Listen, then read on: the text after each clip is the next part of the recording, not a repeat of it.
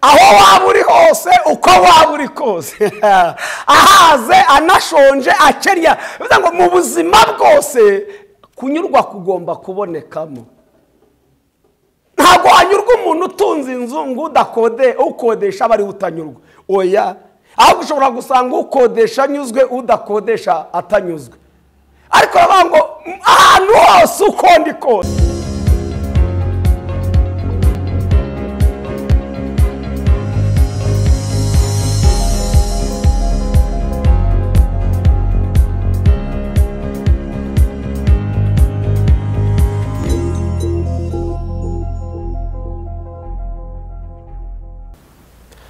Ndabashuhuje mu izina rya Yesu Kristo. Turashimira Imana kandi duhaye umwanya kugira ngo tuganire ijambo ry'Imana. Nitwa Imana giye ndi umuvuga butumwa bwiza nsengera muri Bethsaida Church. Imana ibaho umugisha, reka dusenge ubundi tuganire ijambo ry'Imana. Imana turagushimiye kuri Imana nziza, uri Imana ikomeye kandi uri Imana ihambaye, ufite ubutwari n'ubushobozi. Tugushimiye kandi ko duhaye umwanya kugira ngo tuganire ijambo ryawe. Ntabari twebwe ahubwo umwuka w'Imana dushyigikire. Aherekeze rino jambo maze rikora icyo waritumye, tubisabye twizeye mu izina rya Yesu Kristo urakoze, amen. Imana ibaho umugisha. Ndagira ngo dusome ijambo ry'Imana riri mu gitabo cy'Abafilipi, ibice ni 3, turahera ku murongo wa 7 tugeze ku murongo wa 9. Igitabo cy'Abafilipi ibice 3 umurongo wa 7 tugeze ku murongo wa 9. Hari ijambo rivuga ngo nyamara ibyarinda mu yanjye nabitekereje ko ari igihombo ku bwa Kristo, ndetse n'ibintu byose mbitekereza ko ari igihombo kubw'ubutunzi butagira akagero, ari bwo kumenya Kristo Yesu. Kubw'uwo nahombye ibyanjye byose, ndetse mbitekereza ko ari amase kugira ngo ndonke Kristo, kandi mboneka ko ndi muri we ntafite gukiranuka kwanjye kuva mu mategeko, ahubwo mfite ukuzanwa no kwizera Kristo, ariko gukiranuka kuva ku Mana guheshwa no kwizera Imana ishimwe cyane. Ndagira ngo dusome no mu bice 4 by'icyo gitabo cy'Abafilipi, ibice 4 umurongo wa 11. Hari ijambo rivuga ngo ibyo simbivugiye yuko nakenaga, kuko uko ndi kose nize kunyurwa n'ibyo mfite. Reka nsubire mu uyu murongo. Ibyo simbivugiye yuko nakenaga, kuko uko ndi kose nize kunyurwa n'ibyo mfite. 12. Nzi gucishwa bugufi, nzi no kugira ibisaga, naho naba ndi hose nuko naba ndi kose. Nigishijwe uburyo bwo kwihanganira byose, ari uguhaga, ari ugusonza, ari ukugira ibisaga cyangwa gukena. Nshobozwa byose na Kristo umpa imbaraga. Imana ishimwe cyane. Ndagira ngo dusome no mu gitabo cy'Abatesaloniki, Abatesaloniki ba mbere ibice ni 5 umurongo waho wa 16 kugeza ku murongo wa 18. Abatesaloniki ba mbere ibice 5 umurongo wa 16 kugeza 18. Haravuga ngo mwishime iteka, musenge ubudasiba, mu bibaho byose muhore mushima, kuko ari by'Imana ibashakaho muri Kristo Yesu. Mwishime iteka, musenge ubudasiba, mu bibaho byose muhore mushima, kuko ari by'Imana ibashakaho muri Kristo Yesu. Imana ishimwe cyane. Ndashimira Imana kandi nanone iduhaye umwanya ngo tuganire ijambo ry'Imana. Ndabakiriye mu ijambo ry'Imana mu izina rya Yesu. Ndashaka ko tuganira ku ijambo ryitwa kunyurwa. Kunyurwa ndibuze guhuza n'ijambo ryitwa gushima. Umuntu wese ufite kunyurwa muri we hahita haza ijambo ryitwa gushima. Kimwe nuko umuntu udafite kunyurwa muri we hahita hazamo ijambo ryo kuganya no kugaya.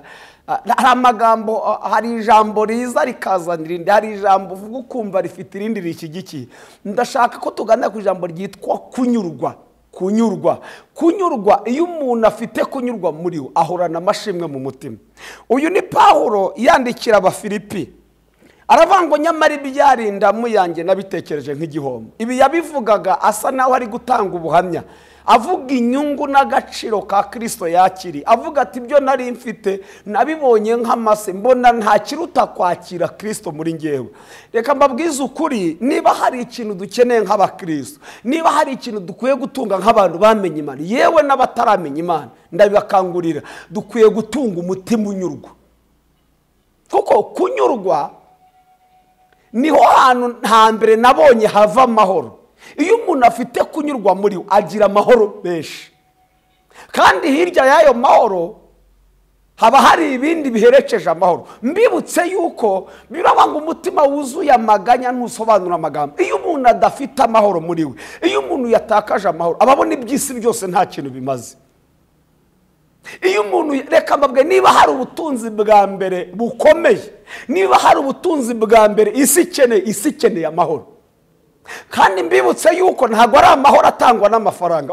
Oya, Yesu yaravuze ngo simbasize mwe, icyambere mbasigiye amahoro, ariko si nk'ayisi itanga. Haleluya. Mbibutse ko amahoro isi itanga na yakanya gatoya. Ushobora guhabwa amahoro n'isi ariko akaba ari ay'isaha imwe, ariko akababwe ngo amahoro Yesu atanga ntagira akagero, niko muri imbyaribye ngo ntarondoreka, ajya humuriza abayafite. Haleluya. Ndagira ngo nkubwire ngo iyo umuntu afite kunyurwa mure bimuzanira amahoro yo mu mutima.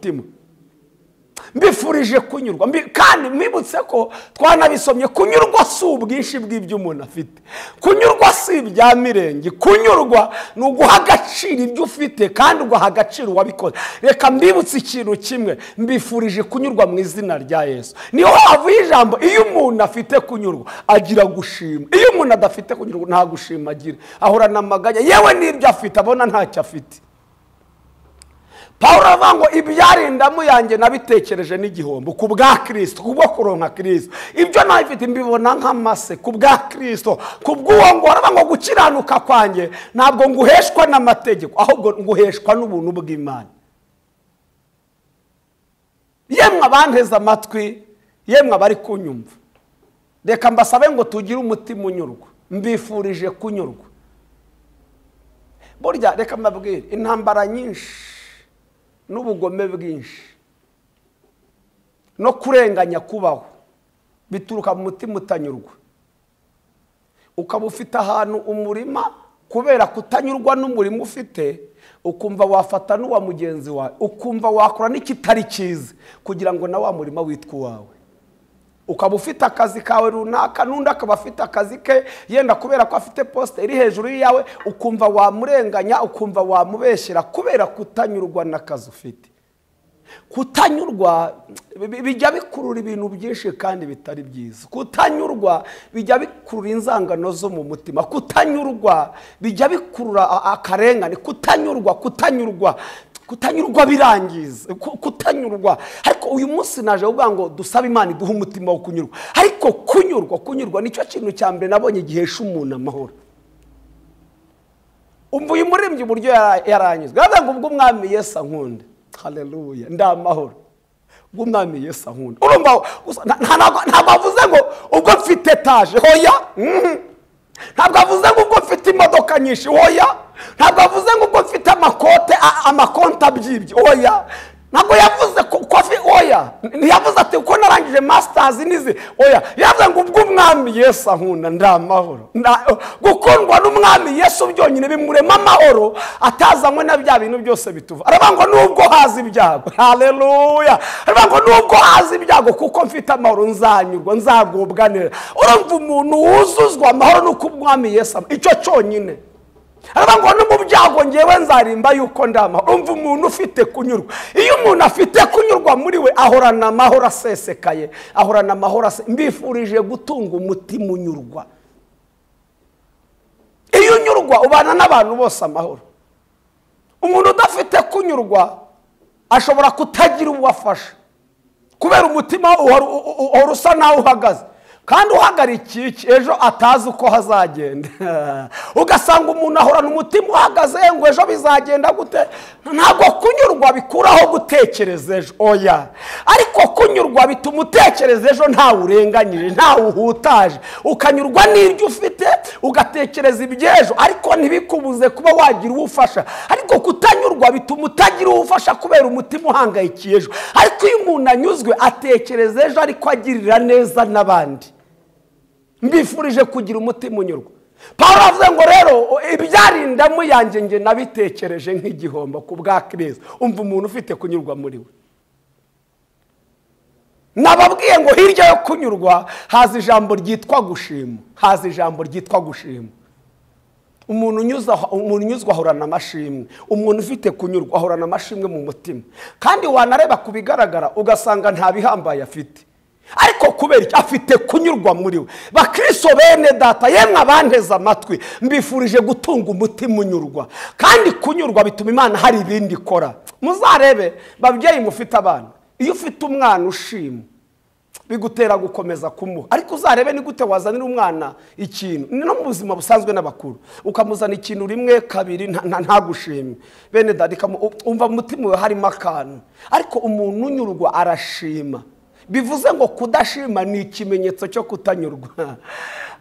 Kudashima ni ikimenyetso cyo kutanyurwa. Gushima ni ikimenyetso cyo kunyurwa. Iyo umuntu aguhaye ikintu ukanyurwa nacyo uramushimira. Iyo umuntu akiguhaye ntunyurwe ntabwo umushimira. Hari abikora by'uburyarya nyine kugira ngo yikize ibya wa mucatire kashime, ariko ubundi gushima ni ikimenyetso cy'uko unyuzwe. Kudashima ni ikimenyetso cy'uko utanyuzwe.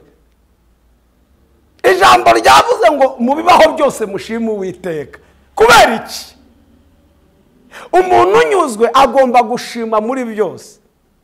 Turaza gusoza dusenga tubwira Imana ngo Mana ntago twabyishoboza, ntago twe twabishobora, ntago twabishobora, ariko turaza gusoza tubwira Imana ngo dushoboze. Niko Pawulo avuze ngo muri byose nshobozwa na Kristo umpa imbaraga. Mbifurije gutunga umutima unyuzwe. Mbifurije kugira umutima unyuzwe. Niyo mpamvu mu Bafilipi aho twasomye ibice 4 umurongo wa 11 havuze ngo ibyo simbivugiye yuko nakenaga, kuko uko ndi kose nize kunyurwa n'ibyo mfite. Uko ndi kose. Bivuze ngo ijambo kunyurwa ntirituruka ku byo utunze. Oya, ntibituruka ku bwinshi cyangwa ku buke. Uko ndi kose nize kunyurwa. Bene abakristo twamutse dutunze kunyurwa, twaho mu buzima bwiza, twaho mu buzima butanze amahoro. Nababwiye ngo kunyurwa bizana amahoro, kunyurwa bizana amahoro, kunyurwa birema ibyishimo mu mutima. Kandi ngo kunyurwa ntago bikuraho gutekereza ejo, ariko uhatekereza mu mahoro unyuzwe. Ntago uhatekereza ngo wumve ko warenganya umuntu, wumve ko wahohotera umuntu akavanwa ku kazu kakajyamo. Hoya, kunyurwa bituma utekereza ejo ariko ntawe uhutaje. Ijambo ryavuze rero ngo ibyo simbivugiye yuko nakenaga, kuko uko ndi kose nize kunyurwa n'ibyo mfite. Mbifurije kunyurwa n'ibyo mufite. Mbifurije kunyurwa nuko muri ubuzima bwose ubayeho, imyenda yose wambaye uwumva unyuzwe nayo, bitakuraho ko watekereza kuzambara irenze iyo ngiyo, ariko unyurwe niyo yambaye, unyurwe n'ibyo urya, unyurwe naho utuye, wumva unyuzwe nabyo utekereze. Kuko kunyurwa ntibivuze ko Imana itazagukura aho ngaho uri ngo igushyitse ahandi. Hoya, ariko nize kunyurwa uko ndi kose. Mbifurije gutunga umutima wo kunyurwa. Babyeyi bagabo, basore namwe bakobwa, mbifurije kunyurwa nuko muri. Uko muri kose Imana ibaho umutima wo kunyurwa mu izina ryayo. 12 havuze ngo nzi gucishwa bugufi, nzi no kugira ibisaga, naho naba ndi hose nuko naba ndi kose nigishijwe uburyo bwo kwihangana bwose, ari uguhaga, ari ugusonza, ari ukugira ibisaga cyangwa gukena. Urumva Pawulo yazanyemo byose tubana nabyo muri ubu buzima. Aho waba uri hose, uko waba uri kose, ahaze, anashonje, akenya. Bivuze ngo mu buzima bwose kunyurwa kugomba kubonekamo. Ntabwo hanyurwa umuntu utunze inzu ngo ukodesha bari utanyurwa. Oya, aho ushobora gusanga ukodesha anyuzwe, udakodesha atanyuzwe.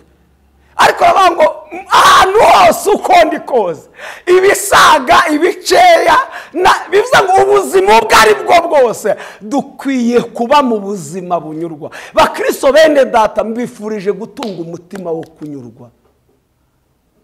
kunyurwa nababwiye ngo bituma umuntu ahorana amahoro yo mu mutima, bituma umuntu ahorana ibyishimo byuzuye, kandi kubigaragara wareba ugasanga ye nta nibisaga afite, ariko ugasanga anyuzwe nabyo. Mbifurije gutunga umutima wo kunyurwa. Ariko hepfo asoza avuga ijambo rikomeye, ariho turi buze gusoreza dusenga. Aravuga ngo ibyo byose navuze ntago nge nabyishoboza, aravuga ngo shobozwa byose na Kristo umpa imbaraga. Haleluya. Bivuga ngo ibyo byose yavuze, kunyurwa n'ahatuye, kunyurwa n'ibisaga, kunyurwa n'ibikeya, kunyurwa ntago yabyishoboza, ahubwo yavuze ngo shobozwa byose na Kristo umpa imbaraga. Kubera iki? Agushoboza iyo wamusabye ngo agushoboze. Turaza gusenga tubwira Imana, Mana dushoboze kunyurwa n'ibyo dufite. Kandi nababwiye ngo kunyurwa si ikimenyetso cy'uko amateka atazahinduka, si ikimenyetso cy'uko utazavaho uri ngugera ahandi. Oya, bizahinduka. Ariko mbifurije gutunga umutima unyurwa mu izina rya Yesu Kristo. Aho twasomye handi mu Batesalonike ba mbere igice cya 5 umurongo wa 16 havuze ngo mwishime iteka, musenga ubudasiba, mu bibaho byose muhore mushima, kuko ari by'Imana ibashakaho muri Kristo. Mwishime iteka. Ni nka cyaje tumaze gusoma. Bivuga ngo mwishime, ntago hari ibihe byo kwishima, nubwo hari igisiza n'imibabaro, ariko birango mwishime iteka, mu bibaho byose muhore mushima, dusenga ubudasiba.